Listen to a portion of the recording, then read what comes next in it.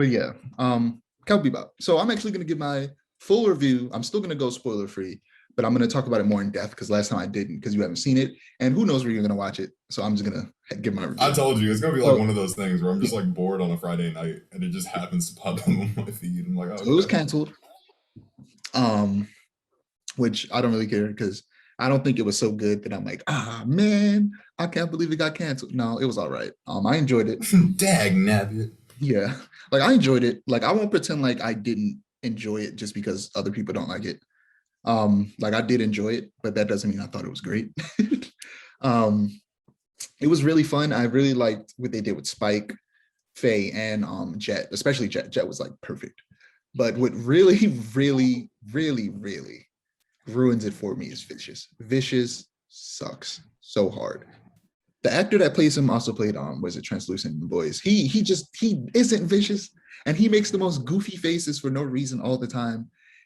He's just not a good fit for the version of Vicious from the show. Like he's good at playing the version of Vicious they have in this show, but I don't think this version of Vicious that they put into the show should have existed at all. Um, I have mixed feelings about the additional story of Vicious because the idea of expanding on Vicious and his motivations, I think, is a good idea. But I hate how they did it in this show. He essentially went from a cunning villain to a just an angry, like daddy's boy kind of. Well, like and Julia essentially played off to be kind of like the mastermind behind a lot of Vicious's schemes. Like she's subtly manipulating him into doing certain things so that she could um get things the way that she wants, so she can try, you've seen the show, try to escape from him. Yeah. Because he's vicious. Uh no pun intended. But he's there was some intention. There was some intention there. it wasn't. It just happened to happen. But he's essentially just constantly messing up because he's super aggressive like all the time. And it feels as at completely at odds with his character in anime, who's very very, I want to say, I almost said very vicious, very like calm and collected, but like he's methodical. That's the word I'm looking for. He's very methodical. He's very much a very like I keep wanting to just straight up say vicious. What is another word I could use? Bloodthirsty. That's what I was thinking of. He's very bloodthirsty, even in the show. He's still bloodthirsty in this, but in a way that's just annoying and kind of the bloodthirstiness overtakes his intelligence. Um, yeah, that's what I don't like about Vicious. Um, there's something that they do with Julia that I think is interesting, but the execution is extremely flawed. Um, but other than that, I liked all the other characters. But everything else I'm going to talk about is some things that were brought to the light for me that I never really thought of. That I saw from some artists I follow on Twitter. So I realized something that they changed for the adaptation from a conversation on Twitter. Like I said, a lot of people were calling Jet a deadbeat dad in the show because he's a father in the show, and getting upset because they made him black just to do that. But I pointed out that he didn't like choose to leave his daughter in the show, just like in the original. He gets his arm shot off, and I should have said spoiler, but I'm going to put the spoiler alert up on the screen. So but he gets his arm shot off by you. I know you've seen the whole show, but I have to confirm because I don't want to. Yeah, Just I've seen the original OG anime. Yeah, I've seen the whole yeah. So like he gets arm shot off by his partner. Like that still happens, and but this time he's falsely accused for being the turncoat, in the department, and he's sentenced to jail for like 5 years. And his wife also cheats on him with some one of his friends, and because of that, his she won't really he couldn't see his daughter for 5 years, and then once he got out, his wife wouldn't really let him see his daughter because she thought he was a dirty cop and she cheated on him, so she obviously didn't care too much about him. So he's essentially been trying to see his daughter, but he just has been allowed to. So I think that's very different from somebody who's actively going out of their way not to see their child. You know what I mean? Like he's not a deadbeat, but in a way, he is still a stereotype. I cannot pretend like he isn't because we've seen this from literally two characters in the exact same franchise, Deadshot and Bloodsport.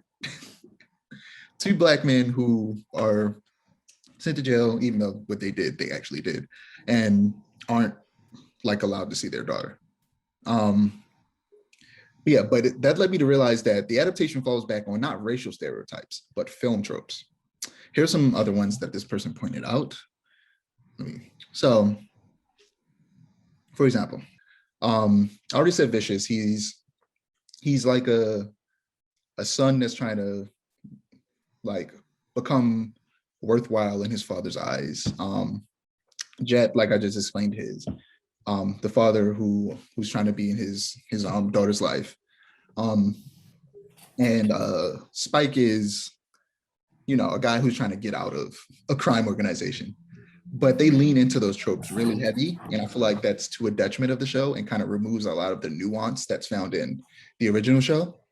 And you know, tropes aren't necessarily a bad thing. You know, tropes exist because audiences reacted favorably to them and causing them to become popular and reused. Some might say overused.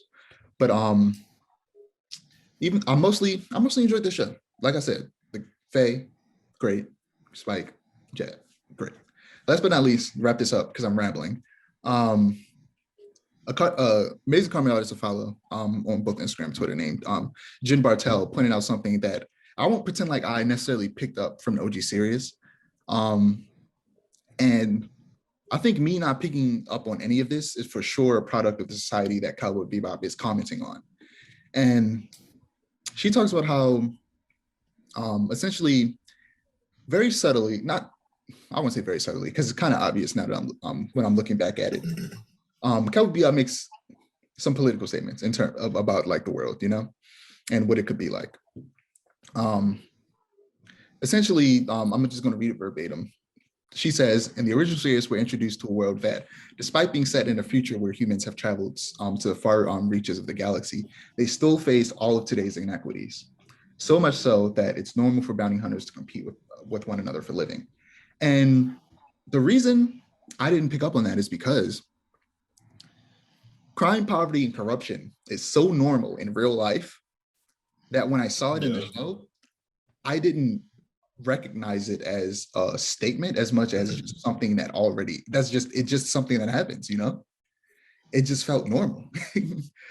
But the deeper you look at it, you realize Spike had to fake his own death to escape the criminal enterprise he was a part of, organization that is quietly causing suffering everywhere in the entire galaxy. Jet had his police career ended. Well, he actually in the show, unlike in the original, in the live action adaptation, he purposely left the department because he discovered that everybody in his department were corrupt, including, you know, his partner who betrayed him.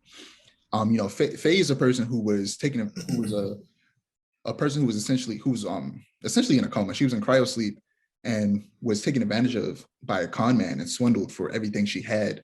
Grin was a war veteran who was experimented on and betrayed by Vicious. You know, there's a bunch of stuff like that that just goes to show like this is a world that is basically a mirror of the world that we live in, showing a bunch of crime, poverty, and corruption. And the live action adaptation foregoes all of that nuance. And I think that's to its detriment. But my initial score of it was a 3 out of 5. I would say it's a 2.5 out of 5. I was about to say out of 3. A 2.5 out of 5. But I still enjoy it. I won't pretend like I didn't. But, you know, that's my in-depth analysis. Whenever you watch it, maybe we'll talk about it even more with you actually chiming in about how you feel. Yeah, because I can't really have an opinion one way or another. Yeah.